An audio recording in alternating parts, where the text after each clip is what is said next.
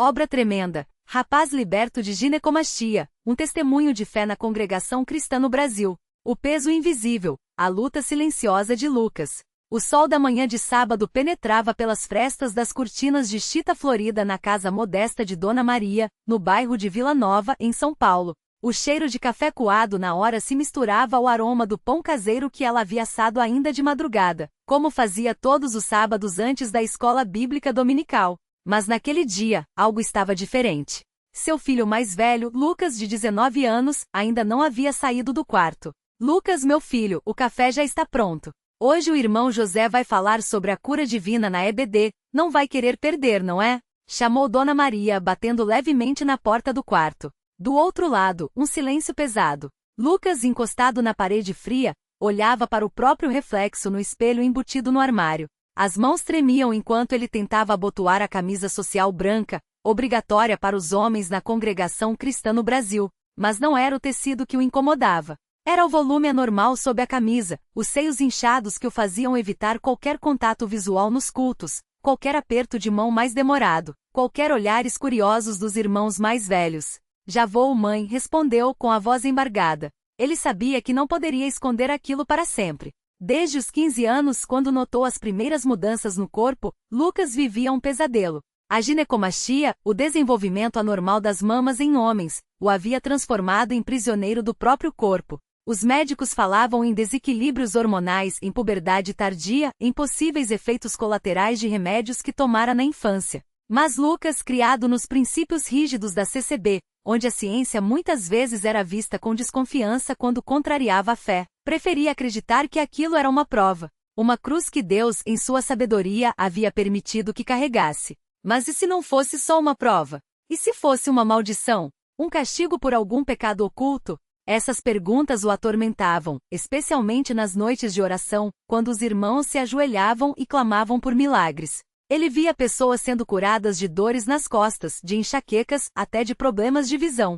Mas seu problema, aquele era diferente. Era vergonhoso. Era algo que não podia ser mencionado nem em voz baixa. O silêncio que gritava. Naquele sábado, a escola bíblica dominical estava lotada.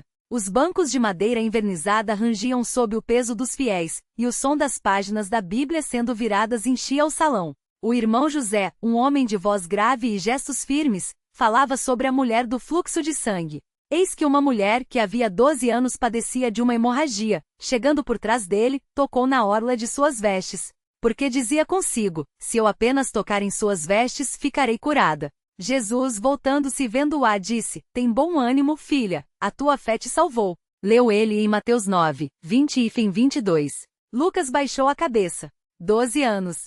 Aquela mulher havia sofrido por 12 anos antes de encontrar alívio. Ele só carregava sua cruz há 4. Mas, ao contrário dela, não podia simplesmente se aproximar de Jesus e tocar-lhe as vestes. Seu problema não era algo que pudesse ser revelado em público, não sem ser julgado, não sem que sussurros percorressem os corredores da congregação. O filho da irmã Maria tem isso? Será que é pecado? Será que ele?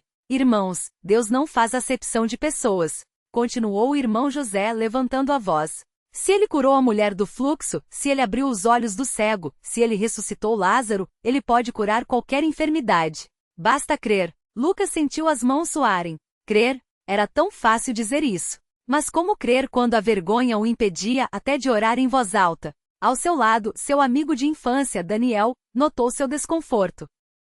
Tá tudo bem, Lucas? Perguntou em voz baixa, enquanto o irmão José fazia uma pausa para tomar água. Tô, só um pouco cansado. Mentiu Lucas, ajustando a camisa para que o tecido não colasse ao corpo. Daniel, filho do diácono Paulo, era um dos poucos que sabiam de seu problema. Mas mesmo ele, apesar de ser seu melhor amigo, não conseguia entender a profundidade da dor de Lucas. Você precisa falar com o pastor. Ele ora pelos enfermos toda quarta-feira. Deus pode te curar, mano, disse Daniel com convicção. Lucas engoliu em seco. Falar com o pastor? Imaginar a cena o fazia tremer. O pastor Henrique, um homem severo, de olhos penetrantes, que pregava com unção, mas que também não tolerava fraquezas da carne. E se ele interpretasse aquilo como falta de domínio próprio? E se dissesse que era castigo por algum pensamento impuro? Não agora, Daniel, murmurou. O culto terminou, e enquanto os irmãos se cumprimentavam com apertos de mão e abraços fraternos, Lucas se esgueirou para um canto, próximo à porta dos fundos. Precisava adiar a oração secreta.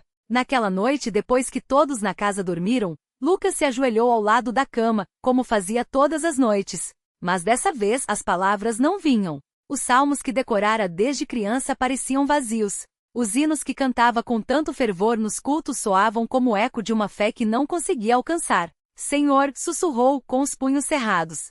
Por que eu? O que eu fiz para merecer isso? Lágrimas quentes escorriam por seu rosto. Ele lembrava-se das palavras do irmão José: Deus não faz acepção de pessoas. Mas então por que parecia que ele havia se esquecido dele? De repente uma voz suave quebrou o silêncio.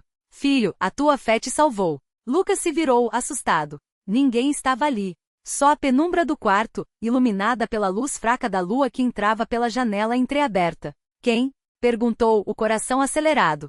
Silêncio. Mas a sensação de uma presença divina era tão real que ele sentiu um arrepio percorrer a espinha. Era como se Deus estivesse ali, não em juízo, mas em compaixão. Senhor, se és tu, me cura. Não aguento mais. Implorou com a voz quebrada. E então, algo inesperado aconteceu. Uma paz indescritível encheu seu coração. Não era a cura física que tanto desejava, mas uma certeza: ele não estava sozinho. O convite para a oração dos enfermos.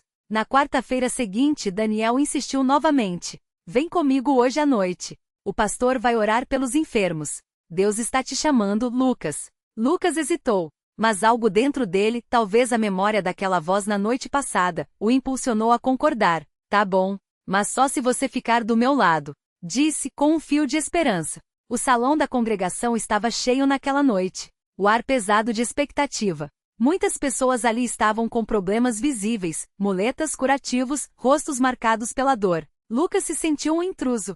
Seu problema não era visível. Não doía fisicamente. Mas doía na alma. Quando o pastor Henrique chamou os enfermos à frente, Lucas ficou paralisado. Daniel o cutucou. Vai, irmão. Deus está te esperando. Com as pernas trêmulas, Lucas se levantou e caminhou até o altar, onde já estavam ajoelhadas cerca de 20 pessoas.